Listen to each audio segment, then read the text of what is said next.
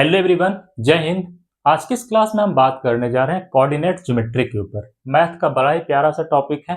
काफ़ी बेहतर कॉन्सेप्ट इसके अंदर हम सिखाएंगे आपको, क्योंकि काफ़ी बेहतर कॉन्सेप्ट इसके अंदर पढ़ना है। इसे कई बुक में क्या लिखता है, रेक्टेंगुलर कोऑर्डिनेट सिस्टम के नाम से भी दिया हुआ रहता है। तो एक बार सभी लोग हेडिंग लगाइएगा, coordinate geometry, COORDINET, coordinate geometry.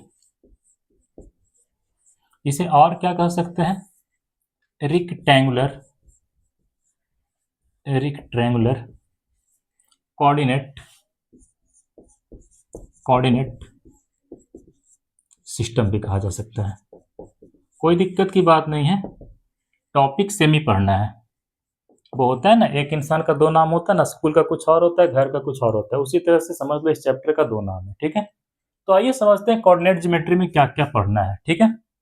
उससे पहले एक चीज क्लियर कर देते हैं, इसका कम से कम 2 वीडियो तो लगेगा ही लगेगा, ठीक है। तब जाके टॉपिक आपका क्लियर होगा, क्योंकि इसमें हर एक कॉन्सेप्ट के बाद कम से कम 1-2 सवाल करवाना काफी जरूरी होता है। जब तक सवाल नहीं करिएगा तुरंत के तुरंत, तब तक आप कॉन्सेप्ट को बेहतर तरीके से समझ नहीं पाएंगे, ठीक है। तो कम से कम 2 वीडियो तो आएगा ही आएगा, ठीक है।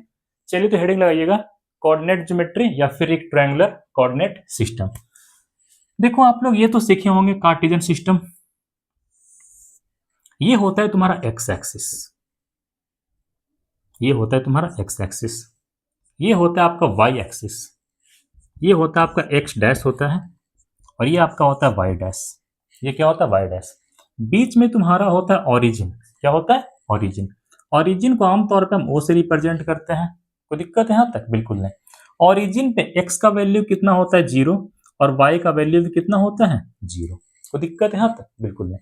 आगे चलते हैं। इस केस में ये वाला जो एक्स एक्सिस होता है ये पॉजिटिव होता है। ये एक्स एक्सिस कैसा होगा, पॉजिटिव होगा। तो इसके अपोजिट वाला कैसा होगा, नेगेटिव होगा। कैसा होगा, नेगेटिव होगा। ठीक उसी तरह से ये वाला जो वाई एक्सिस है ये कैसा होता है, अपने आप में बेचारा पॉजिटिव होता है। मतलब पॉजिटिव वैल्यू रखेगा, +1 +2 +3 +4 +5 इस तरह से। इधर +1 +2 +3 +4 +5 इस तरह का वैल्यू रखेगा। लेकिन ये वाला एक्स एक्सिस कैसा होता है, नेगेटिव होता है। कैसा होता है, नेगेटिव होता है। तो इधर वैल्यू कैसा होगा, -1 -2 -3 -4 -5 इस तरह का वैल्यू इसके अंदर क्या होगा, प्रेजेंट होगा। ठीक उसी तरह से अगर ये वाला वाई एक्सिस पॉजिटिव है तो ये वाला कैसा होगा, नेगेटिव होगा। कैसा होगा, नेगेटिव होगा। कैसा होगा, नेगेटिव होगा। कोई दिक्कत है यहाँ तक? बिल्कुल नहीं। अब जरा सोचिए ये वाला एक्स वाई प्लेन में, ये वाला एक्स वाई प्लेन में कोई पॉइंट है, कोई तुम्हारा क्या है, पॉइंट है, जिसका कि कोऑर्डिनेट x, y है। ये x, y के अलावा आप मान सकते हैं a, b भी मान सकते हैं। ठीक, चलिए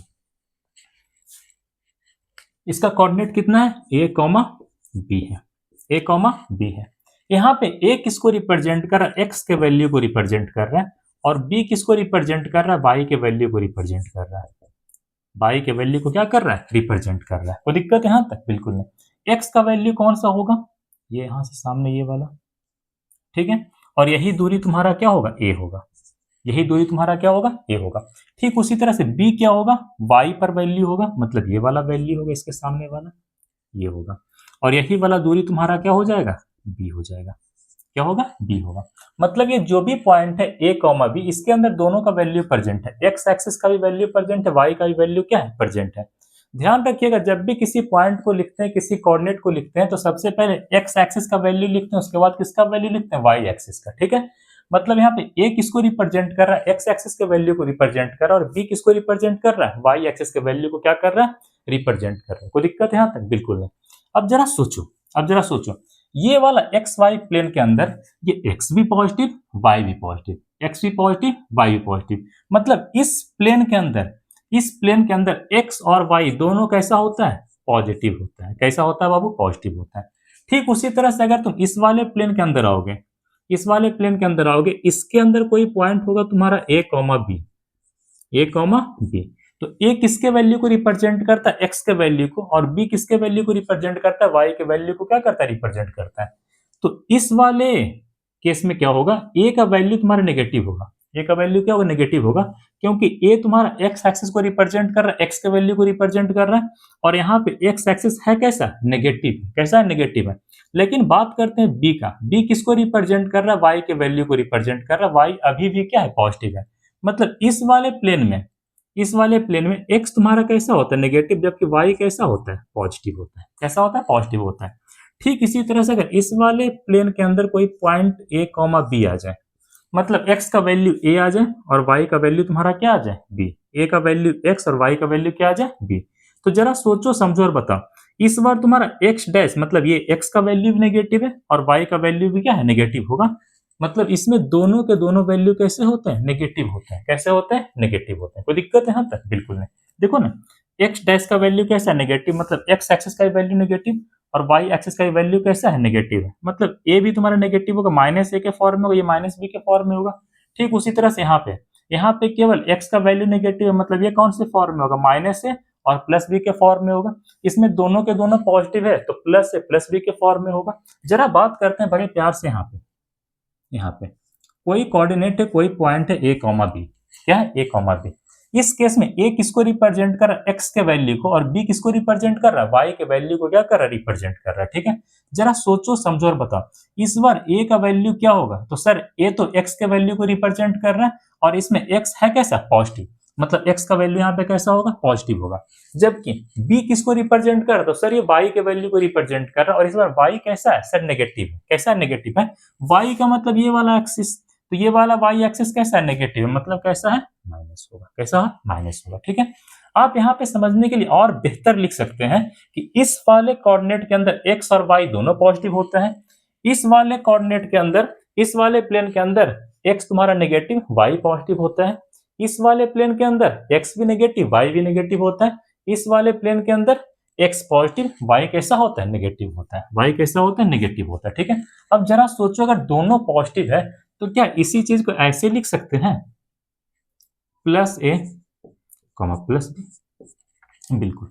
यहाँ पे अगर तुम्हारा x कैसा है नेगेटिव है तो इसी चीज को ऐसे नहीं लिखा जा सकता है, इसी चीज को माइनस a प्लस b, बिल्कुल लिख सकते हैं। यहाँ पे दोनों के दोनों कैसा हो गया माइनस हो गया, मतलब ये माइनस ए होगा और ये तुम्हारा कैसा हो जाएगा बाबू माइनस बी होगा, ऐसे करके। ठीक है, यहाँ पे ऐसा नहीं लिखा जा सकता है प्लस ए माइनस बी, यहाँ पे हम लोग क्या लिख सकते हैं प्लस ए माइनस बी, ऐसे करके भी लिखा जा सकता है। कोई दिक्कत है यहाँ तक? बिल्कुल नहीं। ए किसको रिप्रेजेंट कर रहा है एक्स के वैल्यू को और बी किसको रिप्रेजेंट कर रहा है वाई के वैल्यू को। जब भी कोई पॉइंट को रिप्रेजेंट करें किसी कोऑर्डिनेट को लिखेंगे तो पहले एक्स का वैल्यू लिखा जाता है उसके बाद वाई का वैल्यू लिखा जाता है। कोई दिक्कत है यहाँ तक? बिल्कुल नहीं। ध्यान रखिएगा ये वाला जो हिस्सा है ये वाला, इसे कहते हैं फर्स्ट क्वाड्रेंट। क्या कहते हैं? First quadrant. इसे हम लोग क्या कहेंगे? First quadrant. इसे थोड़ा सा इरेज करते हैं, इधर लिख रहे हैं एक्स के वैल्यू को कौन रिप्रेजेंट कर रहा है? ए रिप्रेजेंट कर रहा है। वाई के वैल्यू को कौन रिप्रेजेंट कर रहा है? बी रिप्रेजेंट कर रहा है। ये वाला, इस वाले प्लेन को क्या कहते हैं? First quadrant. क्या कहते हैं? First quadrant. First quadrant. ठीक है, इसे क्या कहेंगे? Second quadrant. क्या कहेंगे? Second quadrant. Second quadrant. ठीक उसी तरह से इसे क्या कहेंगे? Third quadrant. इसे हम लोग क्या कहेंगे? Third quadrant. Third quadrant. ठीक उसी तरह से इसे क्या कहेंगे? Fourth quadrant. इसे क्या कहेंगे? Fourth quadrant. अब एक बार फिर से पढ़ने के लिए बताते हैं। फर्स्ट क्वाड्रेंट के अंदर एक्स और वाई दोनों कैसा होता है? पॉजिटिव होता है। सेकेंड क्वाड्रेंट के अंदर एक्स नेगेटिव जबकि वाई कैसा होता है? पॉजिटिव होता है। थर्ड क्वाड्रेंट के अंदर एक्स भी नेगेटिव होता है और वाई भी कैसा होता है? नेगेटिव होता है। फोर्थ क्वाड्रेंट के अंदर एक्स पॉजिटिव जबकि वाई कैसा होता है? नेगेटिव होता है। कैसा होता है? नेगेटिव होता है। कोई दिक्कत है यहाँ तक? बिल्कुल नहीं। ठीक है, यहाँ पे एक्स का मतलब क्या है? X axis. एक्स का मतलब क्या है? एक्स एक्सिस बोलो या फिर एक्स कोऑर्डिनेट बोलो, एक्स कोऑर्डिनेट बोलो। कोई दिक्कत है यहाँ तक? बिल्कुल नहीं। सबसे खास बात क्या है, जो एक्स एक्सिस है या जो एक्स कोऑर्डिनेट है इसे हम एक नाम और देते हैं, इसे कहते हैं एब्सिसा। क्या कहते हैं? एब्सिसा। इसे क्या कहते हैं? एब्सिसा। ABSICISS है, एब्सिसा के नाम से भी जानते हैं। तो कोई पूछेगा कि एक्स एक्सिस या फिर एक्स कोऑर्डिनेट को और क्या कहते हैं, तो इसे हम लोग एब्सिसा के नाम से भी जानते हैं। क्या कहते हैं? एब्सिसा के नाम से भी जानते हैं। ठीक है, ठीक उसी तरह से अगर बात करते हैं इसके बारे में तो ये तुम्हारा क्या है? वाई एक्सिस है। ये तुम्हारा क्या है बाबू? वाई एक्सिस है। क्या है? वाई एक्सिस है। या फिर वाई कोऑर्डिनेट है, वाई कोऑर्डिनेट, वाई कोऑर्डिनेट, ठीक है। अब जरा समझिएगा, वाई कोऑर्डिनेट को एक नाम से और जानते हैं, वाई एक्सिस को एक नाम से और जानते हैं, इसे कहते हैं ऑर्डिनेट। क्या कहते हैं? ऑर्डिनेट कहते हैं, ऑर्डिनेट। अब सिंपल ध्यान रखना, एक्स एक्सिस को हम एब्सिसा भी कह सकते हैं, वाई एक्सिस को ऑर्डिनेट के नाम से भी जानते हैं। एक्स एक्सिस को एब्सिसा भी कह सकते हैं, वाई एक्सिस को ऑर्डिनेट के नाम से भी जानते हैं, वाई एक्सिस को ऑर्डिनेट के नाम से भी जानते हैं। अब जरा समझना, अब जरा समझना, यहाँ पे एक्स एक्सिस के वैल्यू को कौन रिप्रेजेंट कर रहा था? ए। एक्स एक्सिस के वैल्यू को कौन रिप्रेजेंट कर रहा था? ए। एक्स एक्सिस को और क्या कहते हैं? एब्सिसा। क्या कहते हैं? एब्सिसा। मतलब यहाँ पे एब्सिसा को कौन रिप्रेजेंट कर रहा है? ए। कौन रिप्रेजेंट कर रहा है? ए। ठीक उसी तरह से वाई एक्सिस को हम, वाई एक्सिस को यहाँ पे कौन रिप्रेजेंट कर रहा था? बी। वाई एक्सिस को कौन रिप्रेजेंट कर रहा था? बी। ठीक है, हम वाई एक्सिस को और क्या कहते हैं? ऑर्डिनेट। क्या कहते हैं? ऑर्डिनेट। मतलब यहाँ पे बी किसको रिप्रेजेंट कर रहा है? ऑर्डिनेट को। किसको रिप्रेजेंट कर रहा है? ऑर्डिनेट को। कोई दिक्कत यहां तक? बिल्कुल नहीं। ठीक है, ये ओरिजिन होता है जहां पे एक्स का वैल्यू भी 0 होता है और वाई का वैल्यू भी क्या होता है? 0 होता है। ठीक है, ये तुम्हारा first quadrant, second quadrant, third quadrant, fourth quadrant, बीच में तुम्हारा क्या होता है? ओरिजिन होता है। फर्स्ट क्वाड्रेंट के अंदर एक्स का वैल्यू भी पॉजिटिव और वाई का वैल्यू भी पॉजिटिव, जबकि सेकंड क्वाड्रेंट के सेकंड क्वाड्रेंट के अंदर एक्स का वैल्यू नेगेटिव हो जाता है, जबकि वाई का वैल्यू तुम्हारा क्या रहता है? पॉजिटिव रहता है। थर्ड क्वाड्रेंट के अंदर एक्स भी नेगेटिव, वाई भी नेगेटिव, और फोर्थ के अंदर तुम्हारा क्या होता है? एक्स पॉजिटिव होता है, जबकि वाई तुम्हारा क्या होता है? नेगेटिव होता है। क्या होता है? नेगेटिव होता है। ठीक है, यहाँ पे ए किसको रिप्रेजेंट कर रहा है? एक्स एक्सिस के वैल्यू को रिप्रेजेंट कर रहा है। बी किसको रिप्रेजेंट कर रहा है? वाई एक्सिस के वैल्यू को क्या कर रहा है? रिप्रेजेंट कर रहा है। एक्स एक्सिस या फिर एक्स कोऑर्डिनेट को और क्या कहते हैं? एब्सिसा कहते हैं। क्या कहते हैं? एब्सिसा कहते हैं।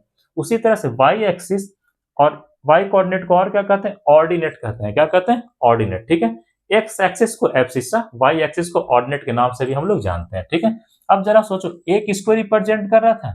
एक्स एक्सिस को। एक्स एक्सिस को और क्या कर रहे हैं? एब्सिसा। मतलब एब्सिसा किसको, एब्सिसा को कौन रिप्रेजेंट कर रहा है? ए। एक बार फिर से, ए किसको रिप्रेजेंट कर रहा है? एक्स एक्सिस के वैल्यू को। एक्स एक्सिस को और क्या कह रहे हैं? एब्सिसा। क्या कह रहे हैं? एब्सिसा। मतलब कहीं ना कहीं ए किसको रिप्रेजेंट कर रहा है? एब्सिसा को। एक बार फिर से बी के बारे में, बी किसको रिप्रेजेंट कर रहा है? वाई एक्सिस को या फिर वाई एक्सिस के वैल्यू को। ठीक है, वाई एक्सिस को और क्या कहते हैं? ऑर्डिनेट। क्या कहते हैं? ऑर्डिनेट। क्या कहते हैं? ऑर्डिनेट। इसका मतलब यह है कि बी किसको रिप्रेजेंट कर रहा है? ऑर्डिनेट को, या फिर ऑर्डिनेट का वैल्यू क्या है? बी। क्या है? बी। कोई दिक्कत है यहां तक? बिल्कुल। यहां तक नोट करिए, इधर का इरेज करते हैं फिर आगे चलते हैं। नोट कीजिएगा।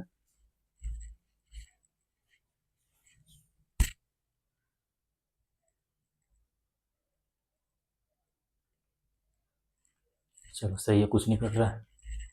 ये डी थोड़ा बेहतर लिखते हैं और अच्छा लिखें, रहने दो, कोई दिक्कत नहीं। चलिए इधर पे रेज करते हैं। पहले किसका वैल्यू लिखा था? एक्स का वैल्यू लिखा था। उसके बाद क्या लिखा था? वाई का वैल्यू लिखा था।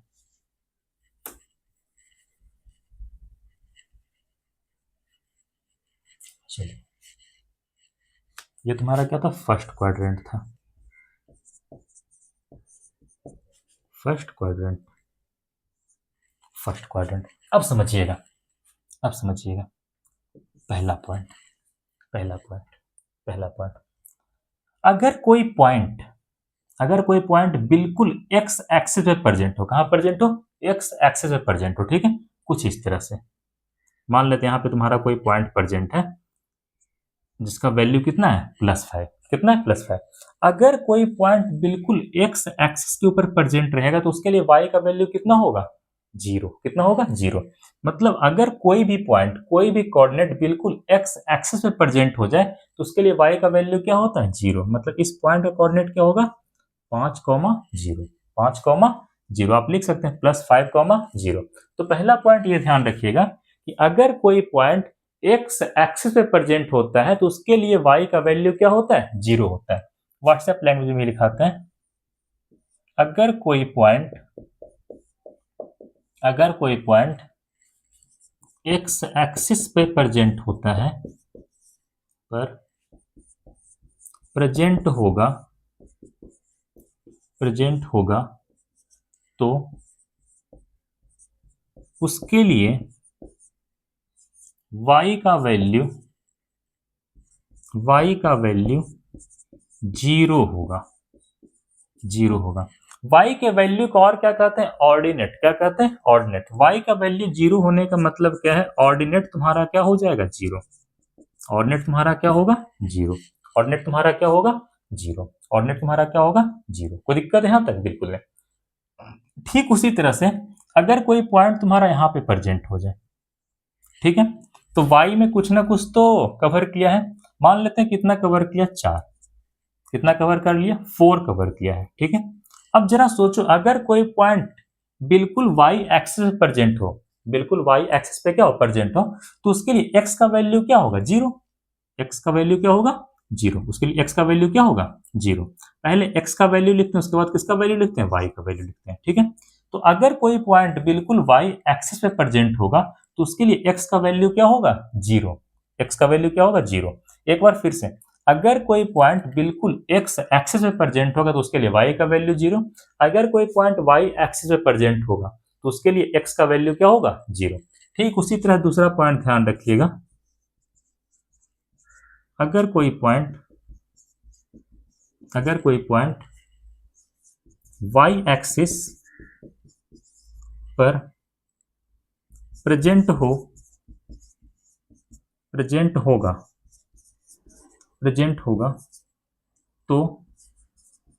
उसके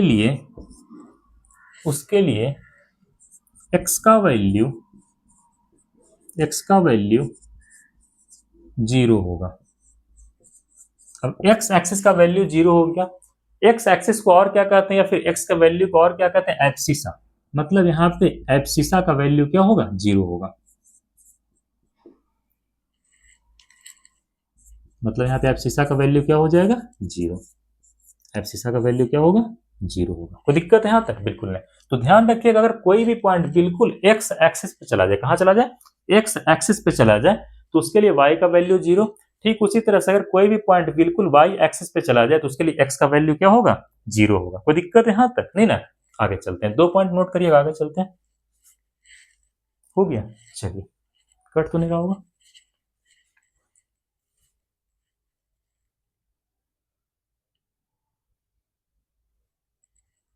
बढ़िया है।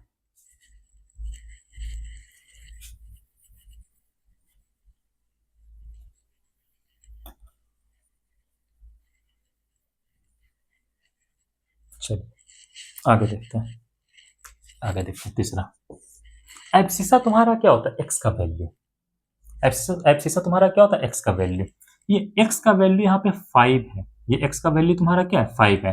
तो ये कितना डिस्टेंस है? यही इतना डिस्टेंस तो है ना, यही इतना डिस्टेंस तो है ना। मेरा कहने का मतलब क्या है, अगर ये पॉइंट 5,0 है, मतलब यहाँ पे जो भी वैल्यू है वो केवल और केवल x का वैल्यू है। y का वैल्यू कितना है? जीरो। क्योंकि अभी आपको बताया है, अगर कोई पॉइंट बिल्कुल x एक्सिस के ऊपर प्रेजेंट होगा तो उसके लिए y का वैल्यू क्या होगा? जीरो। क्या होगा? जीरो। अब सोचो, अगर ये पॉइंट 5,0 है, 5,0 है, तो ये 5 वैल्यू होगा कितना? यही इतना डिस्टेंस तो होगा ना। ये 5 क्या होगा? यही इतना डिस्टेंस होगा। 5 मीटर हो, 5 सेंटीमीटर हो, 5 मिलीमीटर हो, कुछ भी हो, लेकिन होगा तो यही वाला डिस्टेंस। अब ये डिस्टेंस है क्या? इस एक्सिस के परपेंडिकुलर डिस्टेंस। इस एक्सिस का परपेंडिकुलर डिस्टेंस है। इस एक्सिस का परपेंडिकुलर डिस्टेंस है। तो हमेशा ध्यान रखिएगा, एब्सिसा क्या होता है? परपेंडिकुलर डिस्टेंस होता है। कहां से? वाई एक्सिस से। कहां से? वाई एक्सिस से। तो हमेशा ध्यान रखिएगा, A B S I, abscissa is the perpendicular, ऐसे भी लिखा जाता है, perpendicular distance from the y axis. Abscissa क्या होता है? परपेंडिकुलर डिस्टेंस होता है। कहां से? वाई एक्सिस से। चौथा पॉइंट ध्यान रखिएगा, ये पॉइंट देखो 0,4। अगर कोई पॉइंट बिल्कुल वाई एक्सिस पे प्रेजेंट होगा तो उसके लिए एक्स का वैल्यू क्या होगा? जीरो। एक्स का वैल्यू क्या होगा? जीरो। मतलब यहाँ पे जो भी वैल्यू है वो केवल और केवल वाई का है। वाई का वैल्यू है कितना? 4। वाई का वैल्यू है कितना? 4। तो 4 कौन वैल्यू होगा? यही इतना वैल्यू तो 4 होगा ना, यही इतना वैल्यू तो 4 होगा ना। और ये इतना वैल्यू है क्या? इस एक्स एक्सिस से परपेंडिकुलर डिस्टेंस। ये एक्स एक्सिस से परपेंडिकुलर डिस्टेंस। वाई के वैल्यू को क्या कहते हैं? ऑर्डिनेट भी कहा जाता है। तो ध्यान रखिएगा, ऑर्डिनेट क्या होता है? परपेंडिकुलर डिस्टेंस होता है, ordinate is the perpendicular distance, perpendicular distance कहां से, from the x axis, X axis से परपेंडिकुलर डिस्टेंस होता है। ठीक है, कुछ पॉइंट और ध्यान रखिएगा, इसके बाद एक पॉइंट और लिखवाएंगे, पांचवा और छठा। ध्यान रखिएगा वो सारे एब्सिसा जो कि वाई एक्सिस के राइट साइड प्रेजेंट होगा उनका वैल्यू पॉजिटिव होगा, क्योंकि ये वाला एक्स का वैल्यू कैसा होता है, पॉजिटिव होता है। ठीक उसी तरह से वो सारे एब्सिसा जो वाई एक्सिस के लेफ्ट साइड प्रेजेंट होगा वो कैसा होगा, नेगेटिव होगा, क्योंकि इस तरफ ये जो एक्स डैश होता है उसका वैल्यू कैसा होता है, नेगेटिव होता है। तो पांचवा पॉइंट हमेशा ध्यान रखिएगा कि वो सारे के सारे एब्सिसा जो कि वाई एक्सिस के राइट में प्रेजेंट होता है वो पॉजिटिव होता है। ठीक है, कैसा होता है, पॉजिटिव होता है। ठीक है, ऑल एब्सिसा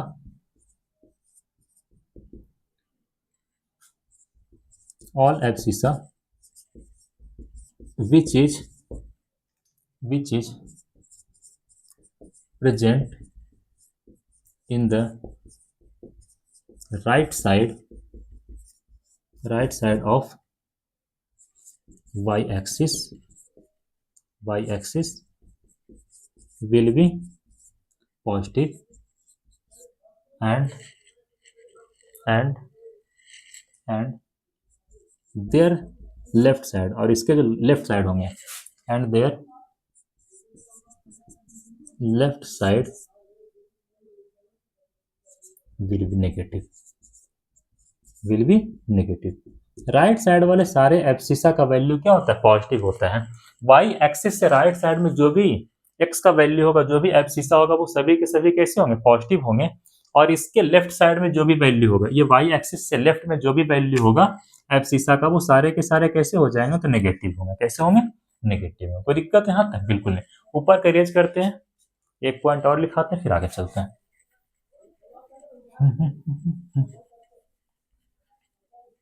थोड़ा पानी पी लेते हैं, उसके बाद आगे चलते हैं जी।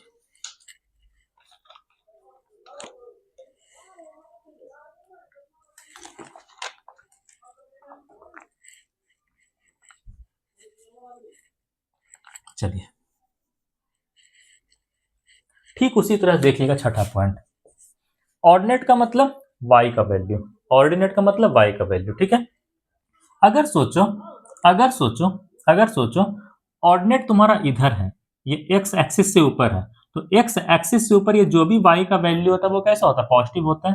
ठीक उसी तरह से ये वाला y तुम्हारा कैसा होता है, नेगेटिव होता है। मेरा कहने का मतलब क्या है, ये x एक्सिस से ऊपर जो भी ऑर्डिनेट का वैल्यू होगा वो पॉजिटिव होगा, और ये x एक्सिस से नीचे जो भी ऑर्डिनेट का वैल्यू होगा वो कैसा होगा, नेगेटिव होगा। कैसा होगा, नेगेटिव होगा। कोई दिक्कत है यहाँ तक, बिल्कुल नहीं। जिस तरह से ये y एक्सिस से राइट साइड में जो भी एब्सिसा का वैल्यू होता है वो पॉजिटिव होता है, और लेफ्ट साइड जो भी वैल्यू होता है वो नेगेटिव होता है, ठीक उसी तरह से ये x एक्सिस से ऊपर जो भी ऑर्डिनेट का वैल्यू होगा वो पॉजिटिव होगा, और ये x एक्सिस से नीचे जो भी ऑर्डिनेट का वैल्यू होगा वो कैसा होगा, नेगेटिव होगा। ठीक है, तो ध्यान रखिएगा, ऑल वैल्यूज कर लेना, ऑल वैल्यूज which is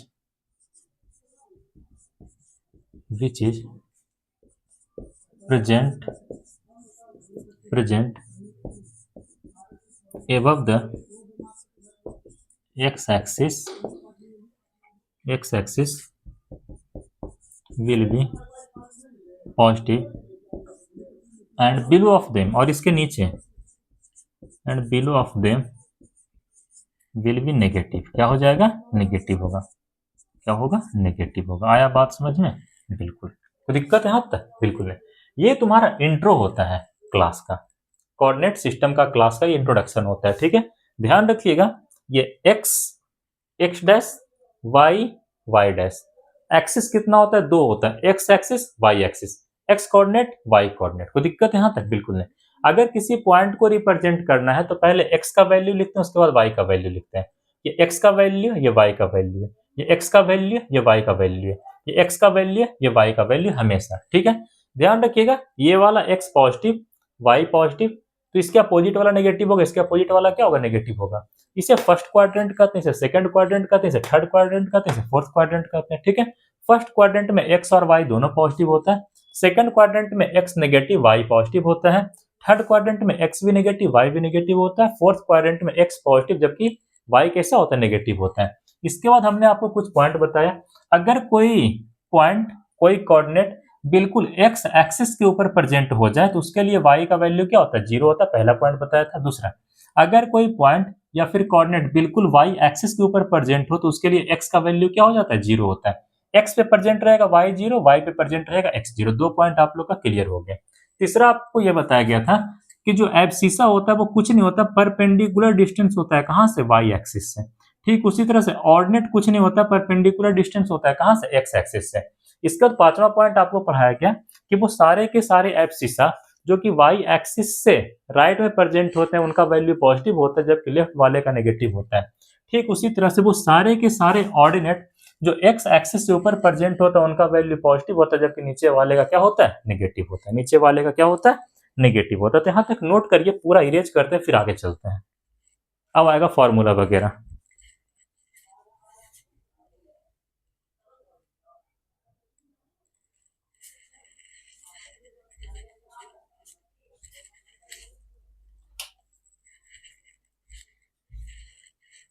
चलिए हो गया।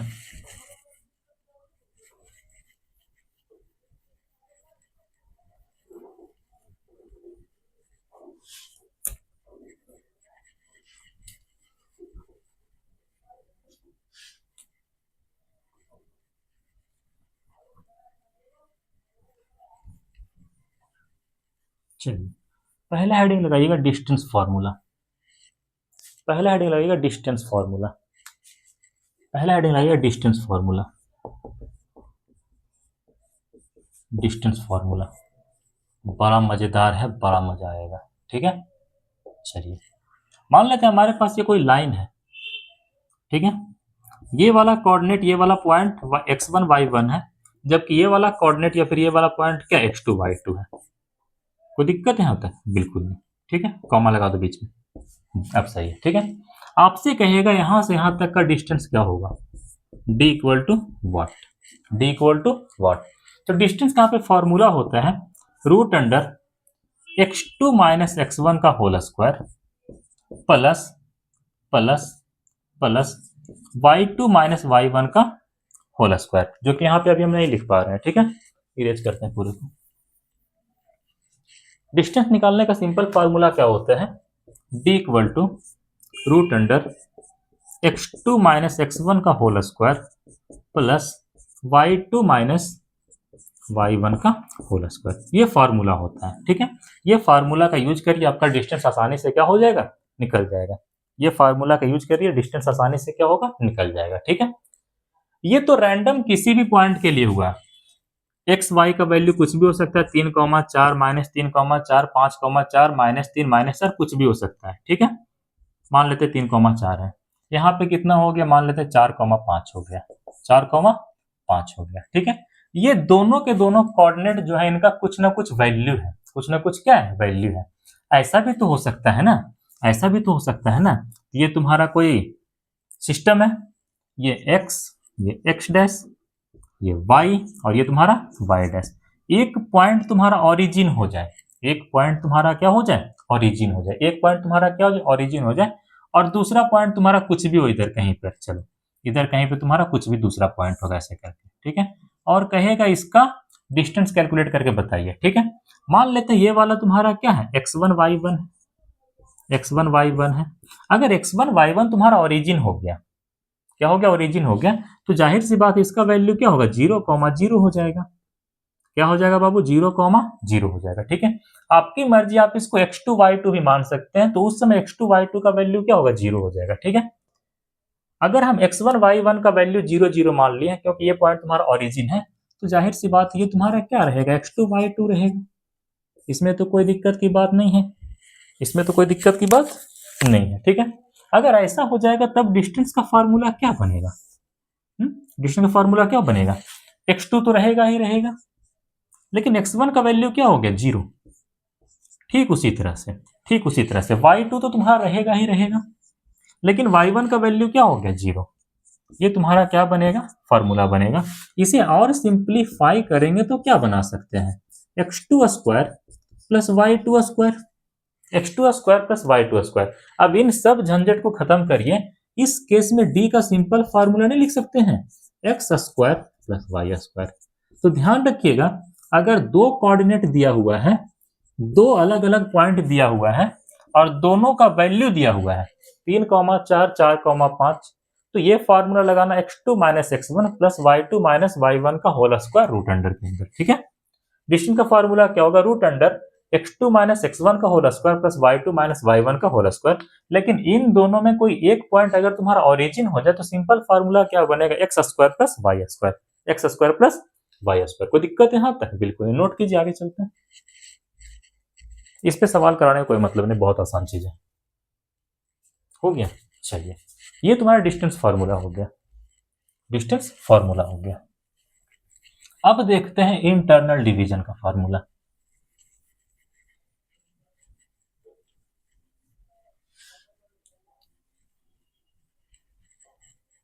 इंटरनल डिवीजन का फार्मूला देखते हैं, किसका देखते हैं, इंटरनल डिवीजन का। ठीक है, दूसरा हम लोग देखते हैं इंटरनल डिवीजन, इंटरनल डिवीजन का फार्मूला देखते हैं।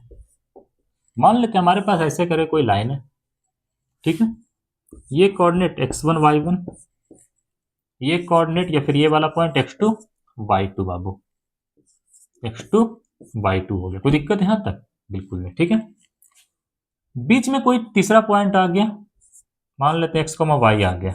ठीक है, ये तीसरा पॉइंट इस लाइन को m रेशियो n में डिवाइड कर रहा है, m रेशियो n में क्या कर रहा है, डिवाइड कर रहा है, m रेशियो n में क्या कर रहा है, डिवाइड कर रहा है, मतलब यहां से यहां तक m इधर इधर मतलब तुम्हारा।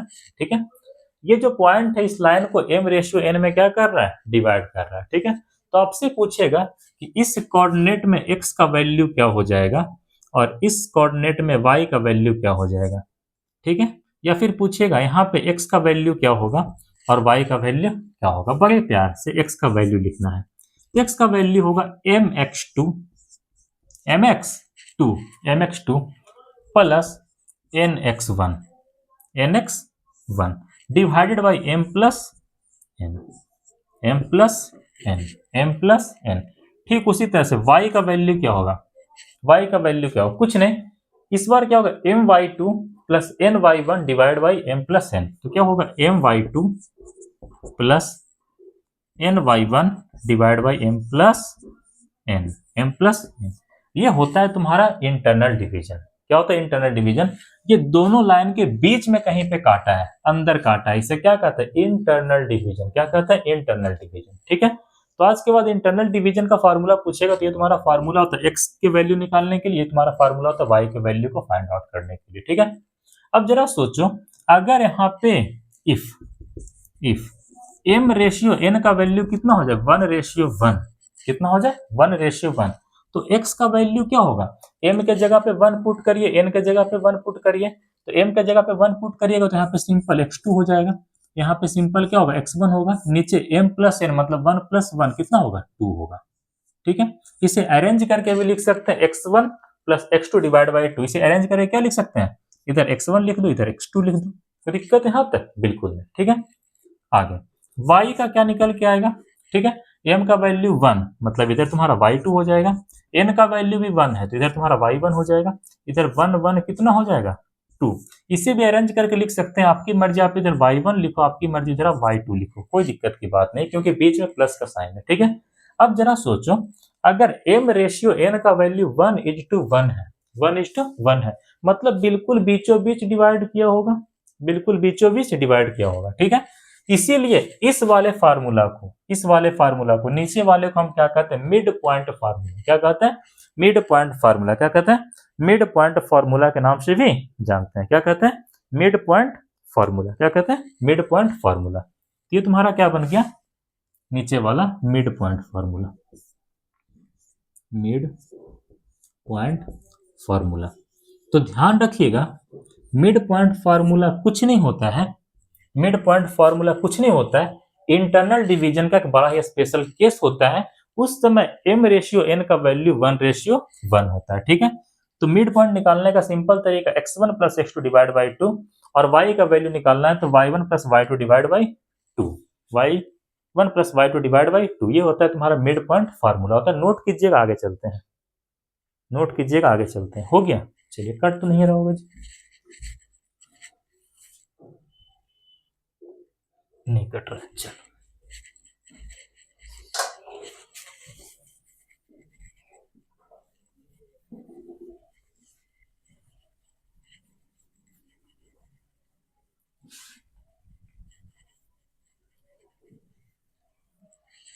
इसी में तुम्हारा एक आता है एक्सटर्नल डिवीजन। क्या आता है? External division.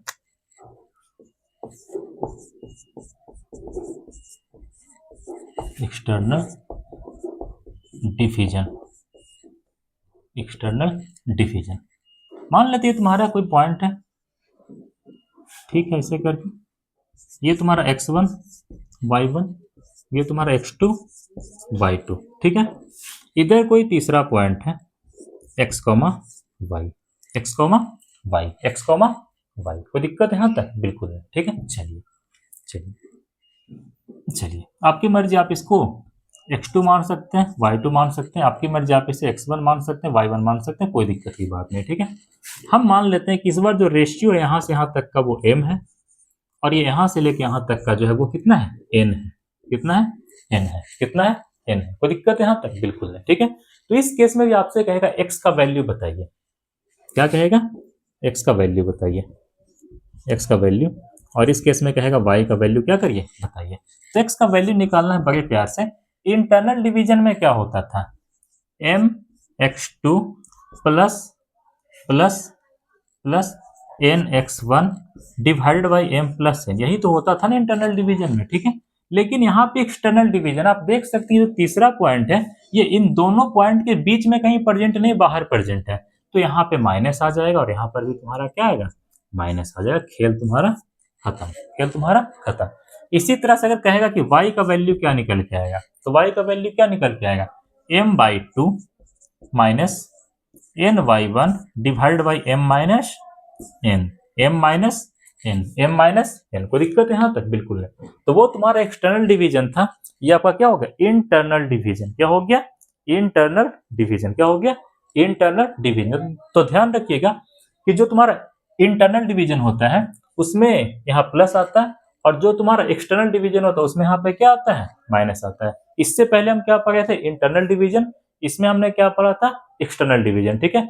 इंटरनल डिवीजन में जो पॉइंट होगा वो इन दोनों कोऑर्डिनेट, इन दोनों पॉइंट के बीच में कहीं प्रेजेंट होगा, जबकि एक्सटर्नल डिवीजन के केस में जो थर्ड पॉइंट होता है वो बाहर प्रेजेंट रहता है। कहाँ प्रेजेंट रहता है? बाहर।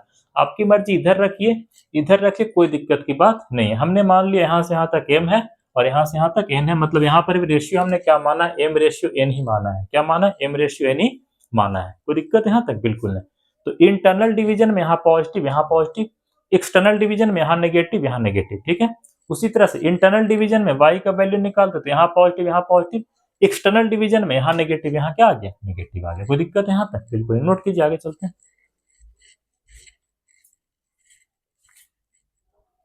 चलिए अब देखिए, एक सवाल करके दिखाते हैं आपको।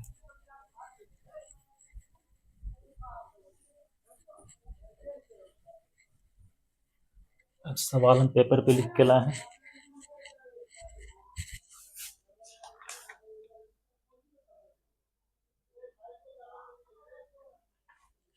In what ratio y-axis divide the line joining the point? In what ratio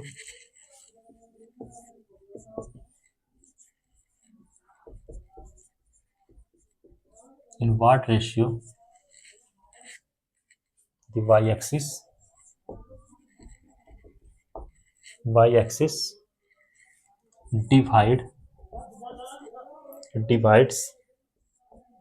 divides the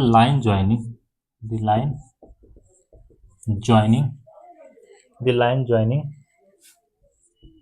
2, 3 and 5, 7 and 5, 7 and 5, 7। देखो कैसे बनाना है। सबसे पहले तो आपको एक लाइन बना लेना है, एक लाइन बना लेना है, ठीक है। मान लेते हैं ये तुम्हारा x1 y1 हो गया और ये तुम्हारा क्या हो गया x2 y2।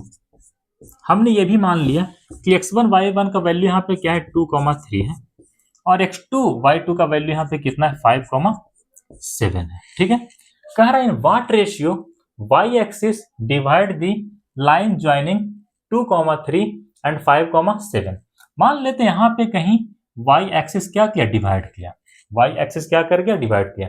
जब y एक्सिस डिवाइड करेगा तो x का वैल्यू 0 मान लेना है और y के वैल्यू को तुम y रहने दो, कोई दिक्कत की बात नहीं है, कोई दिक्कत की बात नहीं है, ठीक है।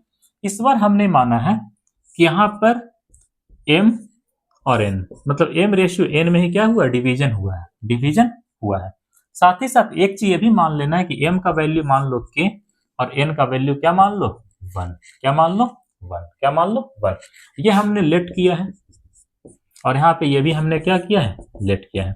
जब y एक्सिस कट करेगा तो x का वैल्यू 0 ले लेना है, x का वैल्यू क्या ले लेना है 0, क्या ले लेना है 0। कोई दिक्कत यहाँ तक बिल्कुल नहीं। अब बताओ कहीं ना कहीं ये डिवीजन कौन सा है इंटरनल डिवीजन, कौन सा division internal division. Internal division के अकॉर्डिंग ये तुम्हारा x का वैल्यू हो गया और ये तुम्हारा किसका वैल्यू हो गया y का वैल्यू हो गया, किसका वैल्यू हो गया y का वैल्यू हो गया। इंटरनल डिवीजन में x का वैल्यू निकालने के लिए हम क्या करते थे, हम करते थे mx2 plus nx1 divided by m plus n, यही तो करते थे ना, यही तो करते थे ना, यही तो करते थे ना, बिल्कुल ठीक है। चलिए इस केस में x का वैल्यू कितना है 0, x का वैल्यू कितना है 0, ठीक है। m का वैल्यू हमने माना है कितना k माना है, कितना माना है k माना है। x2 का वैल्यू कितना है 5 मतलब 5 इंटू k होगा, 5 इंटू k होगा प्लस n का वैल्यू हमने कितना मान लिया है 1 और x1 है कितना 2, 2 इंटू 1 कितना होगा 2। नीचे m प्लस 1 है मतलब k प्लस तुम्हारा क्या होगा 1, k प्लस 1 इधर आके गुना हो जाएगा तो क्या हो जाएगा 0 हो जाएगा और इधर तुम्हारा क्या बचेगा 5k प्लस 2, क्या बचेगा 5k प्लस 2। ये प्लस 2 का इधर आएगा माइनस हो जाएगा मतलब माइनस 2 इक्वल टू 5k। तो यहाँ से k का वैल्यू क्या हो जाएगा -2/5, -2/5, -2/5। जब k का वैल्यू पता चल गया, k का वैल्यू पता चल गया तो m रेशियो n का वैल्यू नहीं पता चल जाएगा। m रेशियो n हमने कितना माना है k रेशियो 1 ही तो माना है, m रेशियो n हमने कितना माना है k रेशियो 1 ही तो माना है। तो k का वैल्यू कितना है -2,5, यहाँ -2,5 लिखेंगे तो क्या हो जाएगा ऊपर का -2 नीचे तुम्हारा कितना हो गया 5। m रेशियो n का वैल्यू क्या आ गया -2,5, m रेशियो n का वैल्यू कितना आ गया -2,5। जब भी तुम्हारा m रेशियो n का वैल्यू कैसा आ जाए नेगेटिव आ जाए, कैसा आ जाए नेगेटिव आ जाए मतलब यहाँ पर जो डिवीजन हुआ है वो एक्सटर्नल डिवीजन हुआ है। कौन सा डिवीजन हुआ है एक्सटर्नल डिवीजन हुआ है, कौन सा डिवीजन हुआ एक्सटर्नल डिवीजन हुआ है। तो यहाँ पे m रेशियो n का वैल्यू कैसा आ गया नेगेटिव आ गया, ठीक है नेगेटिव वैल्यू है, कैसा वैल्यू नेगेटिव वैल्यू है। इसका मतलब क्या है एक्सटर्नल डिवीजन है, कौन सा डिवीजन है एक्सटर्नल डिवीजन, कौन सा डिवीजन है एक्सटर्नल डिवीजन। कोई दिक्कत यहाँ तक, ये पहला चीज। अगर यहाँ पे नोट पॉइंट करके अगर यहाँ पे m रेशियो n का वैल्यू पॉजिटिव आता है, क्या आता है पॉजिटिव आता है, तो वो डिवीजन कैसा होता है, वो डिवीजन कैसा होता है इंटरनल होता है, कैसा होता है इंटरनल होता है। अगर यहाँ पे वैल्यू कैसा आता है पॉजिटिव वैल्यू आता है, पॉजिटिव वैल्यू आता है तब डिवीजन कैसा होता है इंटरनल डिवीजन होता है, इंटरनल डिवीजन होता है। तो पॉजिटिव डिवीजन का पॉजिटिव वैल्यू का मतलब इंटरनल डिवीजन, नेगेटिव वैल्यू का मतलब एक्सटर्नल डिवीजन, नेगेटिव वैल्यू का मतलब एक्सटर्नल डिवीजन। तो कह रहा है in what ratio y axis divide the line joining 2,3 and 5,7, y axis किस रेशियो में 2,3 और 5,7 को ज्वाइन करने वाली लाइन को कट करेगा, ठीक है। तो किस रेशियो में 2:5 में, 2:5 में, लेकिन ये 2:5 माइनस के साथ है, इसका मतलब एक्सटर्नल डिवीजन होगा। कौन सा डिवीजन होगा एक्सटर्नल डिवीजन। तो ऑप्शन में आपको लिख करके दे देगा, ऑप्शन में लिख के दे देगा 2:5 इंटरनल, 2:5 एक्सटर्नल। तो क्या मार के आना है 2:5 एक्सटर्नल मार के आना है, ठीक है। रेशियो तो तुम्हारा 2:5 ही है, m रेशियो n का वैल्यू 2:5 ही है, माइनस किसको रिप्रेजेंट कर रहा है एक्सटर्नल डिवीजन को। अगर यहाँ पे प्लस आता तो किसको रिप्रेजेंट करता है इंटरनल डिवीजन को, किसको रिप्रेजेंट करता है बाबू इंटरनल डिवीजन को, ठीक है इंटरनल डिवीजन को। आया बात समझ में बिल्कुल। तीन चीजों को भी क्या करना है ध्यान रखना है, यहाँ तक नोट करिए फिर आगे चलते हैं। नोट करिएगा। चलिए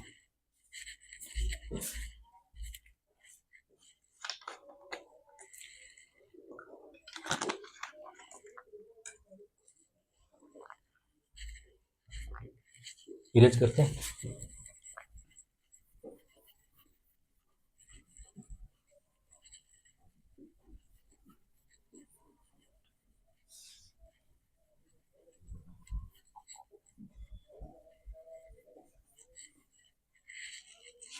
आगे चलते हैं, आगे चलते हैं। आगे हमें क्या पढ़ना है? आगे हमें कुछ नहीं पढ़ना है, स्लोप ऑफ लाइन के बारे में पढ़ना है। किसके बारे में पढ़ना है? Slope of line. स्लोप का मतलब होता है ढलान। Slope of line, slope of line. Slope को रिप्रेजेंट करते हैं स्मॉल एम से, ठीक है। और स्लोप का मतलब क्या होता है? ढलान। क्या होता है? ढलान। पहला समझिएगा, एक जनरल फॉर्म होता है, एक जनरल फॉर्म होता है, एक जनरल फॉर्म होता है, ठीक है। किसका होता है? स्ट्रेट लाइन का। किसका होता है? स्ट्रेट लाइन का। किसका होता है? स्ट्रेट लाइन का, ठीक है। वो जनरल फॉर्म क्या होता है? X plus B Y plus C equal to zero. A x plus B Y plus C equal to zero. A x plus B Y plus C equal to zero.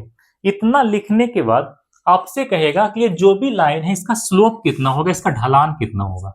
इसका slope कुछ नहीं होता है, negative of coefficient of x upon coefficient of Y.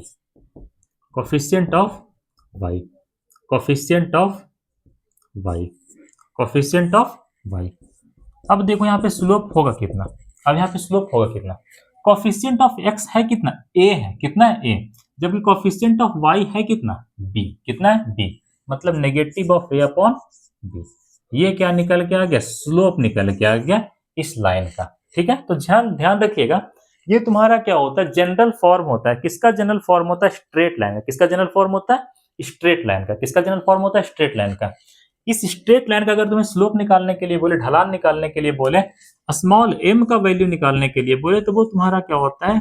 Negative of coefficient of X divide by coefficient of Y. मतलब negative of A upon B, negative of A upon B, negative of A upon B. Note कीजिएगा, आगे चलते हैं, ठीक है। चलिए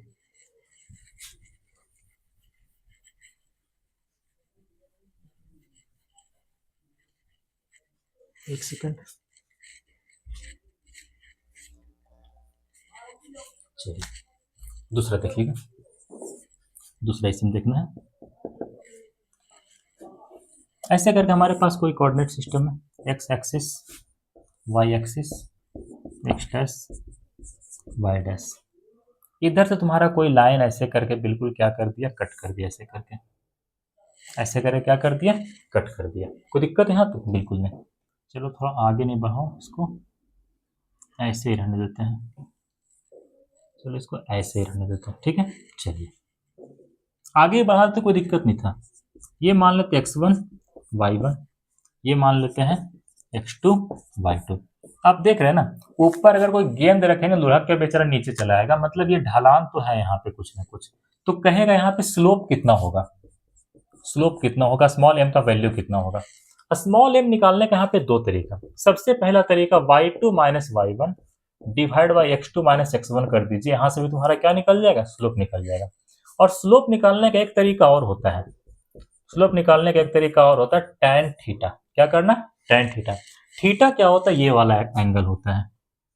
ये वाला क्या होता है? एंगल होता है। ये वाला क्या होता है? एंगल होता है। यहाँ पे समझने लायक बात तुम्हारा यही आता है, यही आता है कि जो थीटा होता है वो एंगल होता है जो पॉजिटिव एक्स एक्सिस के साथ बन रहा हो। पॉजिटिव एक्स एक्सिस के साथ बन रहा हो। आपको पता है ये वाला एक्स कैसा होता है? पॉजिटिव होता है।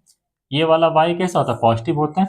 ये वाला एक्स नेगेटिव होता है, ये वाला वाई कैसा होता है? नेगेटिव होता है। तो ये थीटा वो थीटा होता है जो पॉजिटिव एक्स एक्सिस के साथ बन रहा हो, जो पॉजिटिव एक्स एक्सिस के साथ बन रहा हो, ठीक है। Those theta, those angle, angle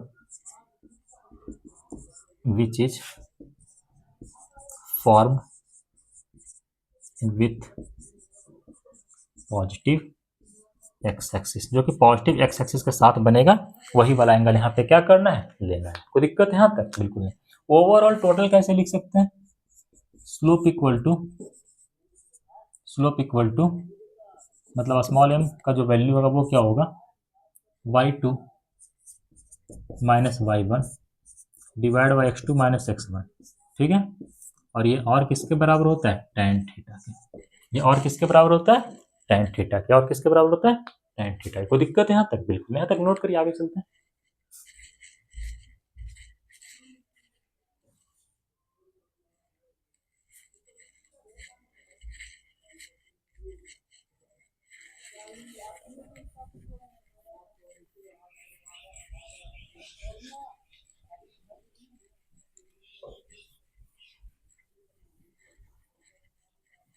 A x plus B Y plus C क्या होता है, जनरल फॉर्म होता है स्ट्रेट लाइन का। तीसरा समझिएगा ऐसे करके, तीसरा समझिएगा ऐसे करके। ये एक्स एक्सिस जो कि पॉजिटिव है, ये वाई एक्सिस जो कि ये भी पॉजिटिव है, ये एक्स डैश जो कि नेगेटिव है, तुम्हारा वाई डैश जो कि तुम्हारा क्या है, नेगेटिव है, ठीक है।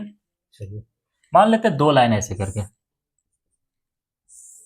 ऐसे करके, ठीक है। ये एंगल बना रहा है θ1, ये एंगल बना रहा है θ2, ठीक है। कोई दिक्कत है यहाँ तक? बिल्कुल नहीं। हमने कह दिया कि ये जो लाइन 1 है और जो लाइन 2 है ये आपस में पैरेलल है। कैसा है, पैरेलल है। If both lines are parallel to each other, ये दोनों के दोनों लाइन एक दूसरे के क्या है, पैरेलल है। एक दूसरे के क्या है, पैरेलल है। ये दोनों के दोनों लाइन एक दूसरे के पैरेलल तभी होगा जब दोनों का स्लोप आपस में क्या हो जाएगा, बराबर होगा। दोनों का स्लोप आपस में क्या हो जाएगा, बराबर हो जाएगा, ठीक है। मेरा कहने का मतलब क्या, अगर लाइन 1 का स्लोप आप m1 मान लेते हैं, कितना मान लेते हैं, m1 मान लेते हैं कि इसका स्लोप क्या हो गया, m1 हो गया, ठीक है। और इसका स्लोप मान लेते हैं कितना हो गया, m2 हो गया। इसका स्लोप हम कितना मानते हैं, चलो इधर लिखते हैं, सॉरी, इसका स्लोप कितना मानते हैं, m2। कितना मानते हैं, m2। कोई दिक्कत है यहाँ तक? लाइन पैरेलल होने का मतलब क्या हो गया, m1 equal to m2, m1 equal to m2, m1 equal to m2। कोई दिक्कत है यहाँ तक? बिल्कुल नहीं, ठीक है। m1 निकालते हैं कैसे, tan थीटा करके, tan θ1 equal to tan θ2, tan θ2। इसे सिंपल लिख सकते हैं θ1 equal to θ2, θ1 equal to θ2, θ1 equal to θ2। कोई दिक्कत है यहाँ तक? बिल्कुल नहीं। अगर इसका कोऑर्डिनेट दिए होता, कोऑर्डिनेट दिया होता x1 y1 और इधर का कोऑर्डिनेट मान लेते, कहीं पर भी मान सकते हैं, कोई दिक्कत की बात नहीं है, x2 y2, ठीक है। इसका कोऑर्डिनेट मान लेते हैं x3 y3 और इसका कहीं पे कोऑर्डिनेट मान लो x4 y4। इस तरह से हमने कोऑर्डिनेट क्या कर लिया, एज्यूम कर लिया। क्या कर लिया, कोऑर्डिनेट एज्यूम कर लिया। अगर ये लाइन पैरेलल है तो दोनों का स्लोप आपस में क्या होगा, बराबर होगा। दोनों का स्लोप आपस में क्या होगा, बराबर होगा।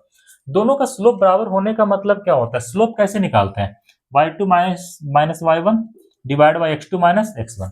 तो पहले का स्लोप क्या हो जाएगा, y2 minus y1 divide by x2 minus x1। ये बराबर होगा, ये क्या होगा, बराबर होगा।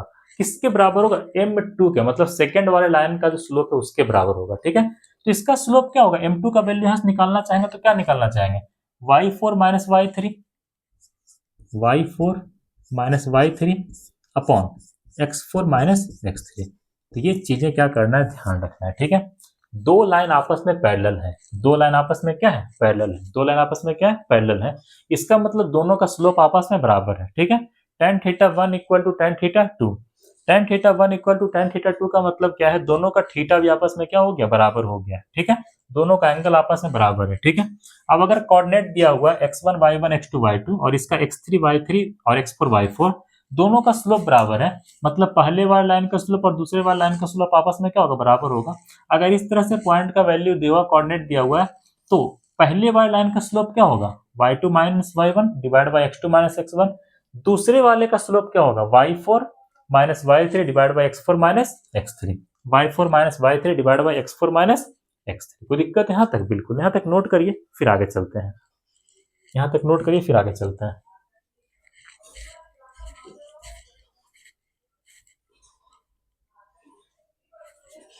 चलिए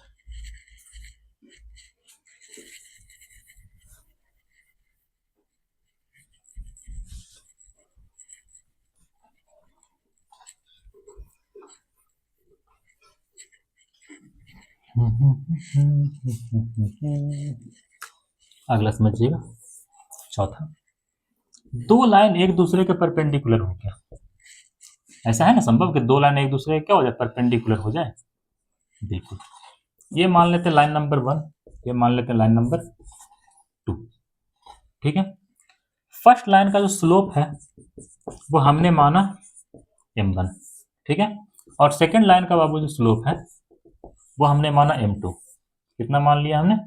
m2 माना। कितना माना? m2 माना।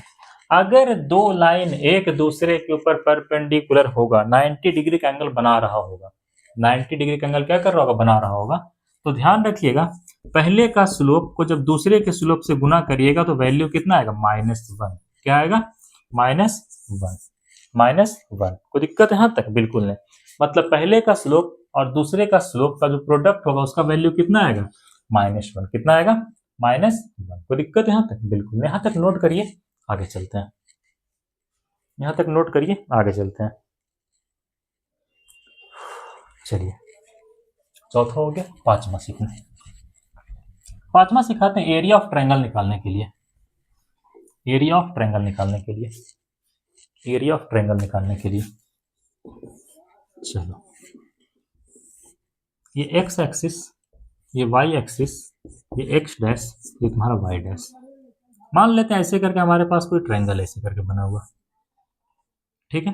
चलिए, ये वाला कोऑर्डिनेट मान लेते हैं x1 y1, ये वाला कोऑर्डिनेट या फिर ये वाला पॉइंट मान लेते हैं x2 y2, ये वाला कोऑर्डिनेट, ये वाला पॉइंट कितना मान लेते हैं x3 y3। ऊपर का कटा तो नहीं है? ऊपर का कटा तो नहीं है? बिल्कुल नहीं। बहुत अच्छा। चलिए चलिए, ये तुम्हारा ट्रायंगल है और कहेगा इस ट्रायंगल का एरिया क्या होगा? ये बताओ हमको। कुछ नहीं जानते, बस एरिया हमको जानना है। कोई दिक्कत यहाँ तक? बिल्कुल नहीं।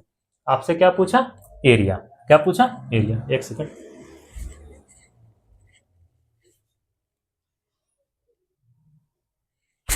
चलिए, इतना करने के बाद आपसे क्या कह रहा है कि हमें इसका एरिया बताओ, हमें इसका एरिया बताओ। एरिया निकालने का बड़ा सिंपल तरीका है यार, एरिया निकालने का बड़ा सिंपल तरीका है। 1/2 मॉड लेना। क्या लेना? मॉड। मॉड क्या करता है? अंदर अगर वैल्यू नेगेटिव आ रहा है उसे पॉजिटिव कर देता है और पॉजिटिव को पॉजिटिव ही छोड़ देता है। यहाँ पे लिखना x1, यहाँ पे लिखना y1, यहाँ पे लिखना x2, यहाँ पे लिखना y2, यहाँ पे लिखना x3, यहाँ पे लिखना y3, और यहाँ पे फिर से लिख देना रिपीट करके x1 y1। मॉड बंद, मॉड बंद।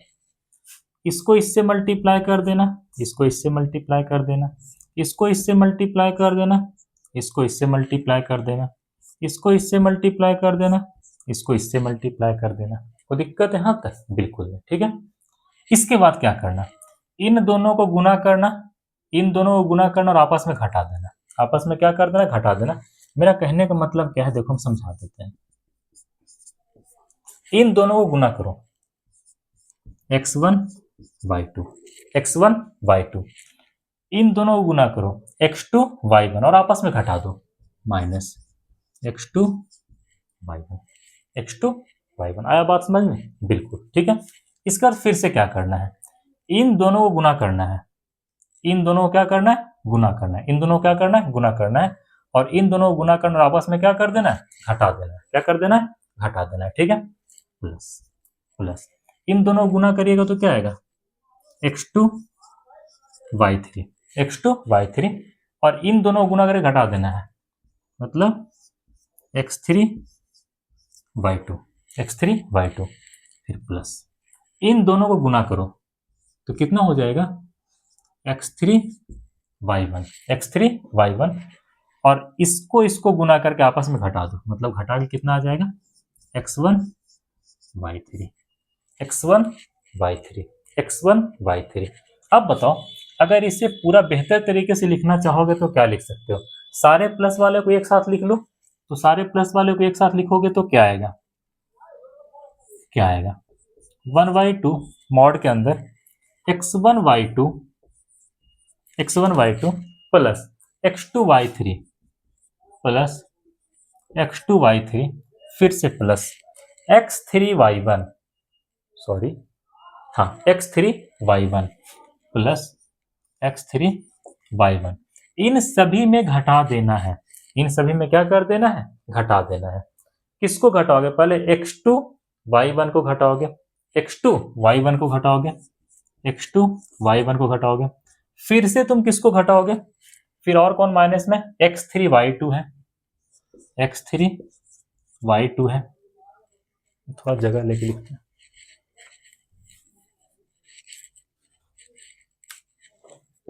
माइनस तुम्हारा क्या हो जाएगा? x2 y1 घटेगा इसमें क्या? x3 y2 फिर घटेगा क्या? x1 y3, ऐसे करके। आया बात समझ में? बिल्कुल। अगर इन तीनों जगह से माइनस को कॉमन लेते हैं तो ऐसा कहानी बन जाएगा, ऐसा कहानी बन जाएगा, ऐसा कहानी क्या होगा? बनेगा। आया बात समझ में? बिल्कुल। ये तुम्हारा शॉर्ट तरीका होता है। बाकी फार्मूला वगैरह आप लोग लगा सकते हैं। फार्मूला याद करने में कंफ्यूजन होता है, भूल भी जा सकते हैं। इसे भूलने का चांस बहुत कम है और आंसर भी क्या आता है? जल्दी आता है। ठीक है, अरेंज करके लिखना x1 y1 x2 y2 x3 y3 और फिर एक बार और लिख देना x1 y1। इसको इससे मल्टीप्लाई करना, इसको इसके मल्टीप्लाई करना, आपस में घटा देना। इन दोनों को मल्टीप्लाई करना, इन दोनों को मल्टीप्लाई करना, आपस में घटा देना। इन दोनों को मल्टीप्लाई करना, इन दोनों को मल्टीप्लाई करना, आपस में क्या कर देना? घटा देना। इन दोनों को मल्टीप्लाई करोगे तो x1 y2, इन दोनों को मल्टीप्लाई करोगे तो x2 y1 आपस में घट जाएगा। फिर x2 y3 plus x2 y3 और घटेगा कौन? y2 x3 minus x3 y2। कोई भी पहले लिखो, y2 पहले लिखो, x3 पहले लिखो, कोई दिक्कत की बात नहीं है। ठीक है, चलिए। अरे इसमें कोई दिक्कत है बाबू? 2 गुना 3 लिखो चाहे 3 गुना 2 लिखो, बात तो सेम है ना। चलिए, उसके बाद क्या किया यहाँ पे? कुछ नहीं, इन दोनों को गुना किए x1 y3 और घटाए किसके साथ? x1, सॉरी, अंत में क्या आ गया? अंत में क्या आ गया? x3 y1 आना चाहिए था ना। एक बार इन दोनों गुना किया ऐसे, फिर ऐसे, फिर यहाँ पे x3 y1, यहाँ कहते तो x1 y3। सही तो x1 y3। कोई दिक्कत है यहाँ तक? x1 y3। ठीक है, चलिए फाइनल अरेंज करें। कैसे लिख सकते हैं? सब प्लस वाले को एक साथ, सब माइनस वाले को एक साथ। ये तुम्हारा क्या होता है? तरीका होता है एरिया कैलकुलेट करने का। क्या कैलकुलेट करने का? एरिया कैलकुलेट करने का। ठीक है, अब यहाँ पे आपको हम कुछ वैल्यू दे देते हैं और कैलकुलेट करके बताते हैं कि वास्तविक एरिया कैसे कैलकुलेट होगा। हम अपने साथ वैल्यू लेके आए थे। ठीक है, कहाँ गुम हो गया एरिया?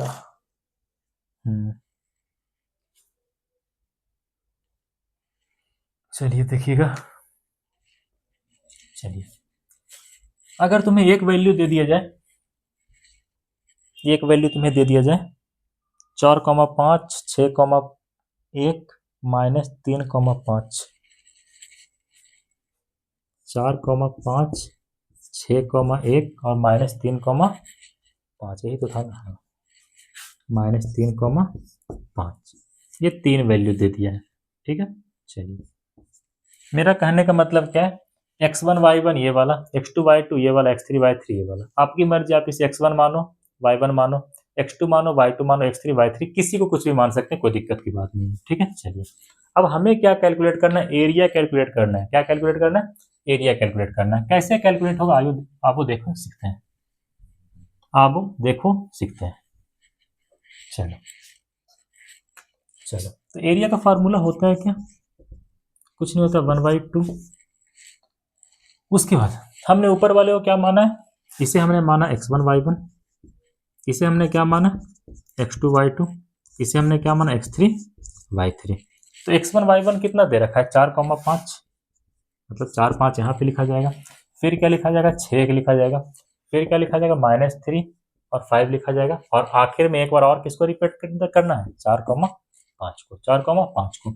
एरिया निकाल दीजिए, 1/2 इसको आपस में गुना करो 4, इसको करोगे घटा दोगे -30, इसको आपस में गुना करो प्लस का 30, इसको आपस में गुना करोगे घटाओगे तो -3 को 1 से गुना करोगे तो -3, और माइनस को माइनस से गुना करोगे प्लस हो जाएगा +3। कोई दिक्कत यहाँ तक? बिल्कुल नहीं। यहाँ पे इन दोनों गुना करोगे -15, ठीक है, इन दोनों गुना करोगे 20, और इसको क्या कर देना है? घटा देना है। क्या कर देना है? घटा देना है। अब एरिया निकालो 1/2, जोड़ो, प्लस वालों को एक साथ जोड़िए, 30 3 33, 33 4 37, ठीक है। इसके बाद क्या करना है? घटाना है। क्या करना है? घटाना है, ठीक है। 30 20 50, 30 20 50, 50 और 15 कितना हो गया? 65। कितना हो गया? 65, ठीक है। अंदर जब घटेगा तो वैल्यू कितना बचेगा? 1/2, 1/2। ये घटेगा तो कितना बचेगा? -28, -28। 37 28 कितना होता है? 65। 8 7 15 के 5, बाकी 3 2 5 1 6। बहुत अच्छा, ठीक है। अब बताओ यहाँ से एरिया कितना निकल के आएगा? 1/2। मॉड का काम होता है नेगेटिव को पॉजिटिव कर देना, मतलब 14 स्क्वायर यूनिट।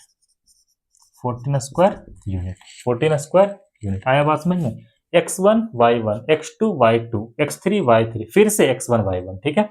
इन दोनों को गुना करो, इन दोनों को गुना करो, आपस में घटा दो, 4 -30, इन दोनों को गुना करो 30, और इन दोनों को गुना करोगे तो -3, और घटाना है तो माइनस माइनस प्लस हो जाएगा।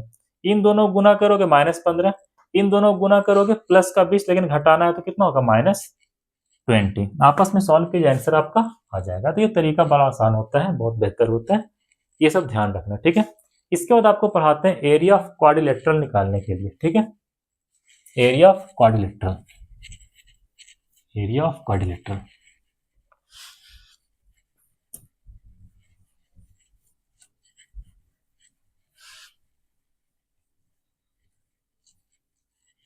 एरिया ऑफ क्वाड्रिलेटरल, चलिए 6ठा number, area of quadrilateral. Area of quadrilateral ऐसे करें, कोई क्वाड्रिलेटरल आपको बना करके दे देगा। ये x1 y1, x2 y2, x3 y3, x4 y4, x4 y4, x4 y4। कोई दिक्कत है यहाँ तक? बिल्कुल नहीं, ठीक है। इसका एरिया कैलकुलेट करने के लिए कह रहा है, इसका भी एरिया सिंपल ही कैलकुलेट करना है। एरिया इक्वल टू 1/2, मॉड ले लेना, यहाँ लिखना x1 y1, इधर लिखना x2 y2, इधर लिखना x3 y3, इधर लिखना x4 y4, y4, इधर लिखना, फिर से रिपीट कर देना। किसको रिपीट करोगे? x1 y1। बस इतना कर दिया, आपका आंसर आ जाएगा, ठीक है। फिर कुछ नहीं करना, इन दोनों को आपस में गुना करना, इससे घटा देना, इन दोनों गुना कर देना, इससे घटा देना, इन दोनों गुना कर देना, इससे घटा देना है, इन दोनों गुना कर देना, इससे क्या कर देना? घटा देना। आप सिंपल ध्यान रखिएगा, जो ऐसे वाला एरिया है ना, सॉरी, जो ऐसे वाला एरो है ना, इसे आपस में जोड़ देना बाबू, ठीक है, पॉजिटिव कर देना, सम कर देना, सॉरी सम कर देना इसे, ठीक है। और जो ऐसे वाला एरो है ना, उसको क्या कर देना? माइनस कर देना, सबट्रैक्ट कर देना। क्या कर देना बाबू? सबट्रैक्ट कर देना, ठीक है। चलिए 3 चीजों का भी ध्यान रखना, ठीक है। ऐसे वाले जितना भी एरो है उन सबको आपस में गुना करके जोड़ते चले जाइएगा, और ऐसे वाले आपस में जितना भी एरो है उन सबको आपस में जोड़ करके घटा देना है। क्या कर देना है? घटा देना है, ठीक है। तो ध्यान रखिएगा, ये जितना भी एरो है ये सब आपस में मल्टीप्लाई होकर जुटेंगे। क्या होंगे? जुटेंगे।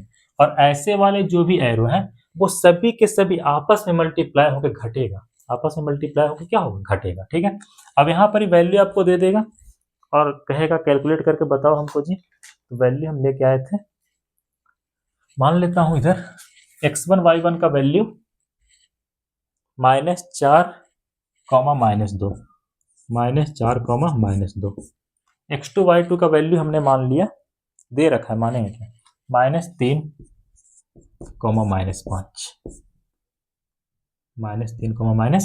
-5, ठीक है। इसके बाद x3 y3 का वैल्यू दे रखा है 3, -2, 3, -2। इसके बाद x4 y4 का वैल्यू दे रखा है 2,3, 2,3। अब कुछ करना है? कुछ नहीं करना, एरिया निकालो।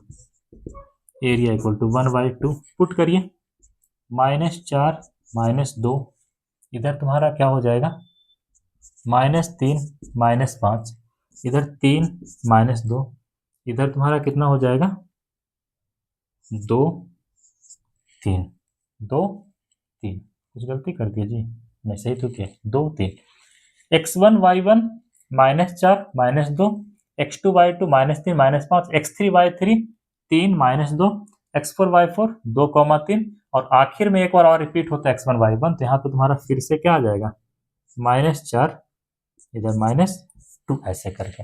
अब कुछ करना है, इसको ऐसे गुना करो, इसको ऐसे गुना करो, इसको ऐसे गुना करना है, इसको ऐसे गुना करना है, ऐसे ऐसे ऐसे ऐसे। चलिए कीजिए बच्चा वाला काम। चलिए इन दोनों गुना करेंगे तो -4 और -5 को गुना करेंगे तो 20 आएगा, और माइनस माइनस प्लस हो जाएगा, मतलब प्लस का क्या होगा, 20। प्लस का क्या होगा, 20। इसके बाद इसके बाद इसको गुना कर लो, -3 -2 कितना हो जाएगा, +6। क्या होगा, +6। बताए थे ना, ऐसे ऐसे वाला जितने भी एरो है उन सबको आपस में गुना करके जोड़ देना है। क्या कर देना है, जोड़ देना है। ठीक है, चलिए इसको करेंगे 3 तिया 9, इसको करेंगे तो 2 दूनी 4, लेकिन -4, ऐसे ही पहला टर्म आ गया। ठीक है, उसके बाद इधर वाले को जितना भी गुना करना है सबको क्या कर देना है, घटा देना है। सबको क्या कर देना है, घटा देना है। 3 गुना 2 कितना हो गया, 6, माइनस माइनस प्लस। ठीक है, कोई दिक्कत है यहाँ तक? बिल्कुल नहीं। सर घटेगा कैसे, फिर से मल्टीप्लाई होगा ना, माइनस से प्लस में, तो माइनस ही तो हो रहा है ना। अगला समझिएगा, -3 सॉरी -5 और 3 कितना होगा, -15, -15। अगला -2 और +2 कितना होगा, -4, कितना होगा, -4। उसके बाद 3 और -4 कितना हो जाएगा, -12। ब्रैकेट बंद, मॉड बंद। ठीक है, अब चलिए कीजिए इसका काम आगे। 20 6 26, 26 और 9 कितना हो गया, 35। 35 में से 4 घटेगा तो 31 बचेगा, माइनस माइनस। इधर करेंगे तो 15 12 27, 27 4 31। 31 में से 6 घटेगा तो कितना बचेगा तुम्हारा, 31 में से 6 घटेगा तो 25 बचेगा। कितना बचेगा, 25। कितना बचेगा, 25। कितना बचेगा, 25, लेकिन माइनस का 25 बचेगा। ठीक है, चलिए अब क्या होगा खेल यहाँ पे जी, मॉड है। अब क्या होगा, अब क्या होगा, 1/2 मॉड के अंदर ये 31 माइनस माइनस क्या होगा, प्लस। तो 31 और 25 कितना हो जाएगा, 56 होगा। कितना होगा, 56। मॉड क्या करता है, माइनस को प्लस करता है, प्लस को प्लस से छोड़ देता है। ठीक है, तो ये कट कितना आएगा, 28 स्क्वायर यूनिट, 28 स्क्वायर यूनिट। तो इससे पहले हमने सीखा था एरिया ऑफ ट्रायंगल कैलकुलेट करने के लिए, ये क्या है, area of quadrilateral, area of quadrilateral, area of quadrilateral. ठीक है, कुछ नहीं करना है, x1 y1 x2 y2 x3 y3 x4 y4, और एक बार फिर से रिपीट कर देना x1 y1 को। ठीक है, ये वाला जो एरो जितना भी दिख रहा है ना, इन सब को आपस में गुना करके जोड़ देना है। ठीक है, इन सब को आपस में क्या करना है, गुना कर देना, और क्या कर देना है, घटा देना है। इसको इससे गुना किए, इसको इससे गुना कर दिए, इसको इससे गुना कर दिए, इसको इससे गुना कर दिए, आपस में सबको जोड़ दिए। ठीक है, उसके बाद इसको इससे गुना किए, इसको इससे गुना किए, इसको इससे गुना किए, इसको इससे गुना किए, आपस में सबको जोड़ दिए, लेकिन इससे क्या कर दिए, घटा दिए। क्या कर दिए, घटा दिए। इससे क्या कर दिए, घटा दिए। आया बात समझ में, बिल्कुल। ठीक है, यहां तक नोट करिए, कुछ चीजें और देखते हैं फिर आगे चलते हैं, नोट कीजिएगा।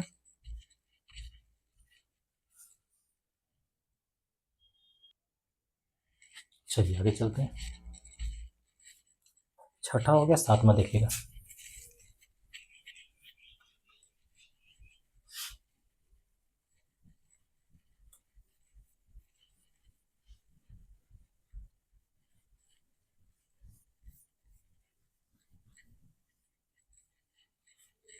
अगला देखिएगा, कंडीशन, सातवां नंबर में,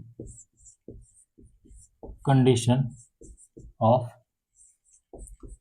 COLLI in collinearity, collinearity, condition of collinear point लिखना, COLLINEAR, collinear point.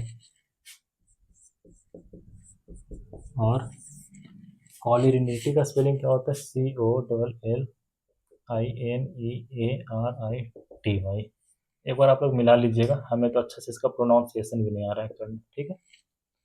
Collinear point, condition of collinear point या फिर कॉलिनियरिटी, COLLINEARITY, सही ही होगा, ठीक है। चलिए आगे चलते हैं।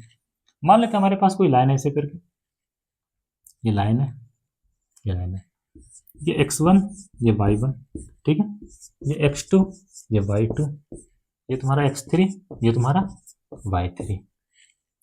ये तो अभी पता चल रहा है ना कि हाँ एक ही लाइन के ऊपर प्रेजेंट है, एक ही लाइन के ऊपर क्या है, प्रेजेंट है। रैंडम बस x1 y1 x2 y2 x3 y3 आपको लिख करके दे देगा और पूछेगा कि क्या ये पॉइंट आपस में कोलिनियर है। कोलिनियर का मतलब क्या, ये तीनों के तीनों एक ही लाइन के ऊपर प्रेजेंट है, क्या एक दूसरे के आमने सामने है, आपसे बस पूछ लेगा, ठीक है। तो इसे पता करने का सिंपल तरीका होता है, इसे पता करने का सिंपल तरीका होता है, पहला तरीका होता है एरिया कैलकुलेट कर लीजिए, एरिया कैलकुलेट कर लीजिए। 3 पॉइंट का कैसे एरिया निकलता है आप लोग को पता है ना, एरिया ऑफ ट्रायंगल जी, हाँ ठीक है। एरिया कैलकुलेट करिए तीनों पॉइंट का। अगर एरिया तुम्हारा 0 आ गया मतलब पॉइंट कैसा है, कोलिनियर है, ठीक है। If area of these 3 points is 0, it means they are collinear। Area of triangle ही क्यों सर, क्यों नहीं सर बताओ। अगर ये तुम्हारा x2 y2 जरा से यहाँ प्रेजेंट होता तो इसी तरह का फॉर्मेशन तो कर लेता, मतलब ट्रायंगल ही तो बना लेता ना। हाँ तो इसमें अगर तीनों पॉइंट का यूज करके एरिया 0 आ जा रहा है, एरिया क्या आ रहा है, 0 आ रहा है, ठीक है। तब समझ जाना कि ये पॉइंट आपस में क्या है, कोलिनियर है, ठीक है। या फिर इसे और भी एक तरीके से लिखा जा सकता है, area formed by these point is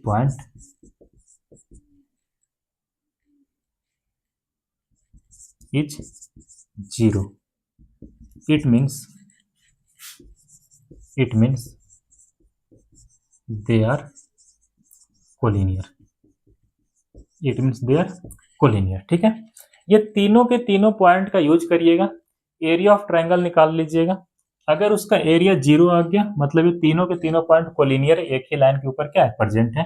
या फिर ऐसा भी कर सकते हैं कि इन तीनों पॉइंट के द्वारा जो एरिया बनाया गया अगर उसका वैल्यू 0 आ गया इसका मतलब वो पॉइंट कैसा है, कोलिनियर है। ये पहला तरीका हो गया जो कि थोड़ा सा डिफिकल्ट है, ठीक है। दूसरा तरीका क्या कहता है, इनका स्लोप आपस में बराबर होगा, इनका स्लोप आपस में क्या होगा, बराबर होगा, इनका स्लोप आपस में क्या होगा, बराबर होगा, ठीक है। स्लोप्स आर सेम, इनका स्लोप आपस में क्या होगा, बराबर होगा, slopes are same. Slope same होने का मतलब क्या है, स्लोप कैसे निकालते हैं, कोई भी 2 पॉइंट अगर दिया है तो स्लोप कैसे निकलेगा, इन दोनों पॉइंट का अगर यूज करते हैं तो कैसे स्लोप निकलेगा, y2 minus y1 divide by x2 minus x1, ये एक स्लोप निकल गया। ये बराबर हो जाएगा किसके, इन दोनों के बराबर भी हो सकता है। इन दोनों का पॉइंट का यूज करके स्लोप निकालेंगे तो कैसे निकलेगा, y3 minus y2 divide by x3 minus x2।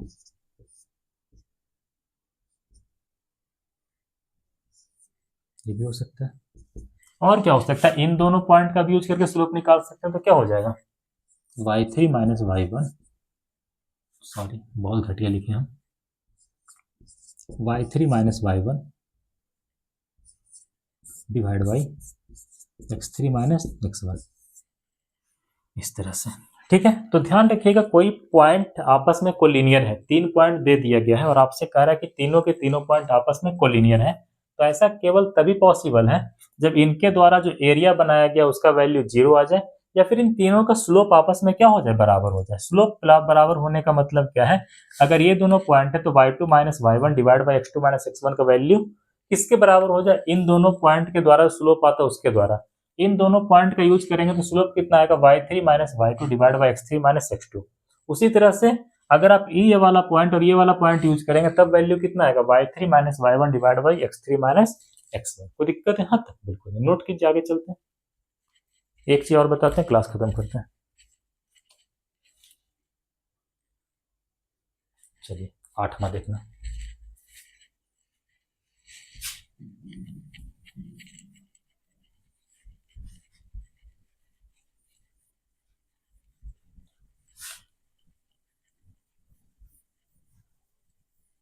चलिए 8वां देखिएगा। ये तुम्हारा x एक्सिस x डैश, ये तुम्हारा y, ये तुम्हारा y डैश।